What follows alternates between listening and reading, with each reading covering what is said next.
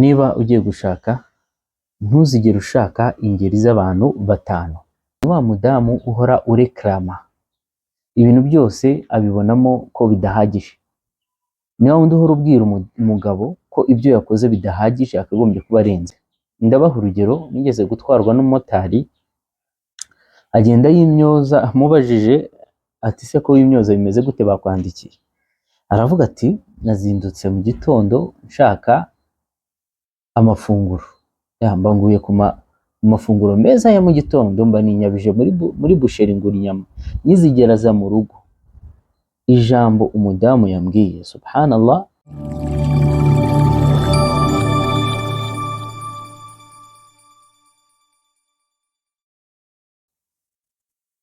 abagore cyangwa se abadamu bizi ngeri eshanu tugiye kuvuga. Assalamu alaikum wa rahmatullahi wa barakatuh.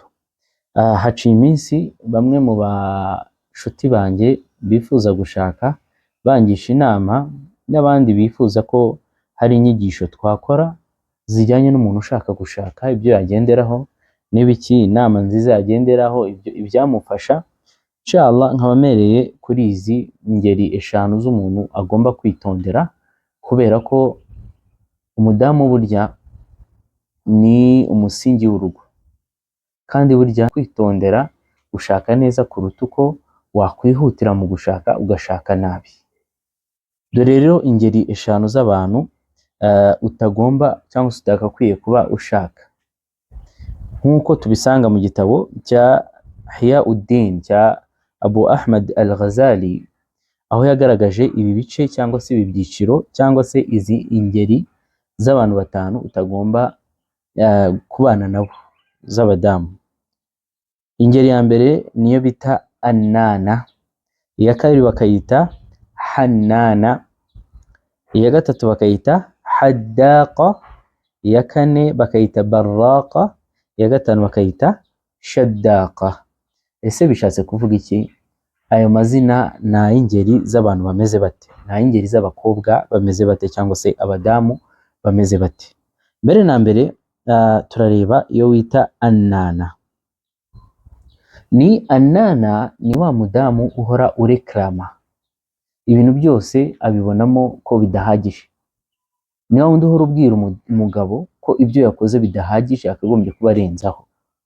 Umugabo agakora iyo bwaba, agakora icyo ashoboye, agakora iki, akabona ntibihagije, akavuga wari gukora uko bimeze. Ndabaha urugero, nigeze gutwarwa n'umumotari agenda yimyoza, amubajije ati se ko wimyoza bimeze gute bakwandikiye? Aravuga ati nazindutse mu gitondo nshaka amafunguro. Mbanguye ku mafunguro meza ya mu gitondo, mba ninyabije muri busheri ngura inyama, nizigera aza mu rugo. Ijambo umudamu yambwiye, subhanallah, nahise numva umunsi wanjye upfuye. Umudamu yahise amubwira ati ngo ahe, mbese urabona izi nyama turi buzirishe iyo moto yawe?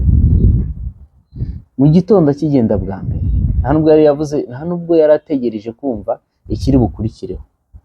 Kubw'ibyo rero iyi ngeri ya mbere ari nayo mbi kurushaho.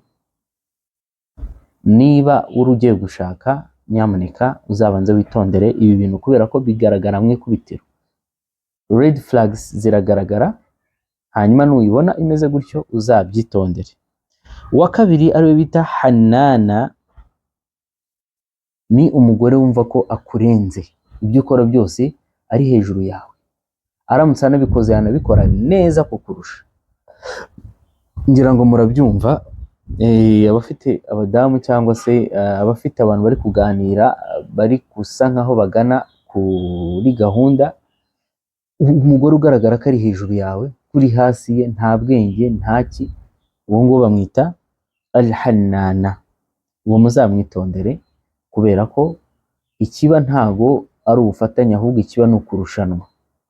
Niyo aramutse agize umutungo, nyine urabyumva nawe ujya hasi ye. Uwa gatatu niwo bita Al-Haddaqa. Uyu we ni ukuvuga ngo amaso ye ntareba ibiri hano, yirebera ku by'abandi. ni ukuvuga ngo wirirwa uvunika ushakisha ibyo abandi bakoze iki, ushakisha ibyo abandi bafite kugira ngo nawe ubizane. Kanaka afite iki natwe tugura iki, mbese urabona bimeze gute, twashatse n'iki ngiki, ngo nabonye n'uyu afite imodoka, kanaka ari kugendera mu modoka, kanaka yambaye gutya nanjye ndabishaka. Uwo muntu azakurushya muvandimwe ugiye gushaka, uwo muntu azakurushya.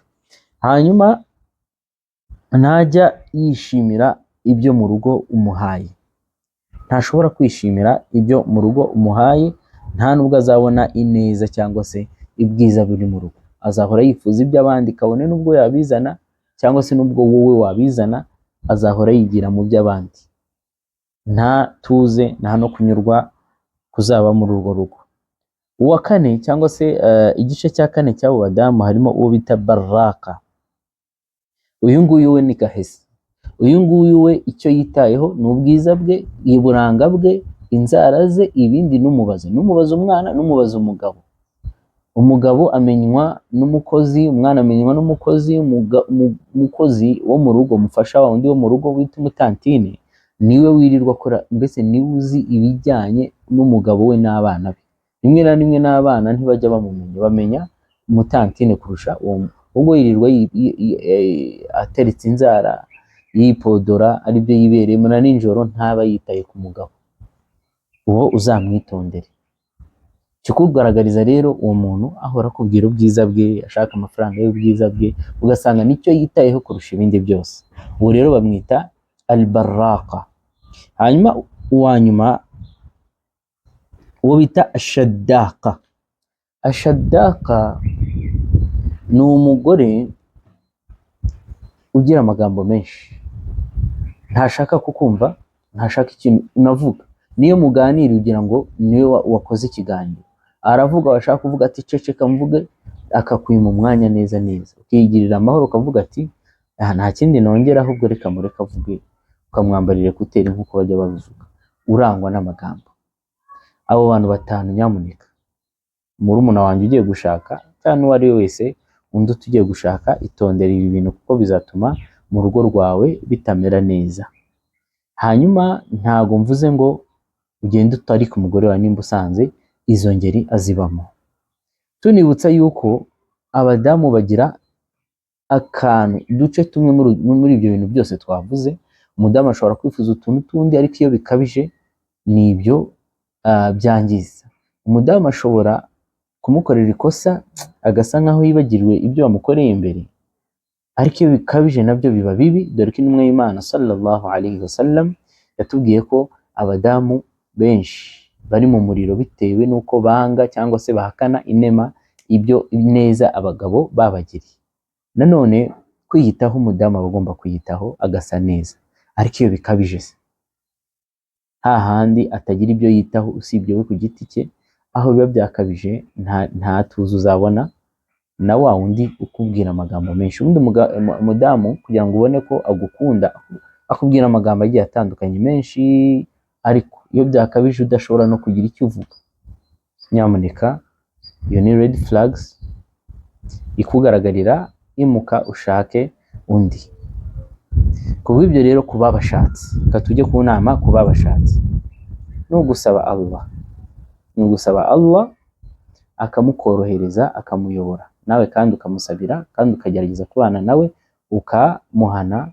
Ndakeka ko abadamu iyo yagukunze aba ari tayari kuva ku ngeso mbi afite. Hanyuma ikindi, iduwa ni ikintu gikomeye muri izi gahunda.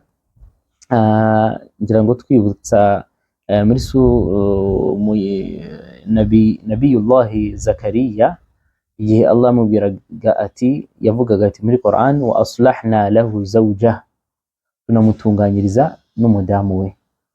Mu gitabo cya Ibn Kathir tafsiri igaragaza yuko atabyaraga, Allah akaza kumutunganya. Ariko hari izindi aqwali z'abamenyi n'abatubanjije beza zigaragaza ko yarangwaga n'amagambo, Allah akamutunganya akaba umuntu mwiza. Naho utaha rero tuzagenda tuganira iby'ibanze umuntu afata agiye gukora iki, agiye gushaka, bimufasha inshallah.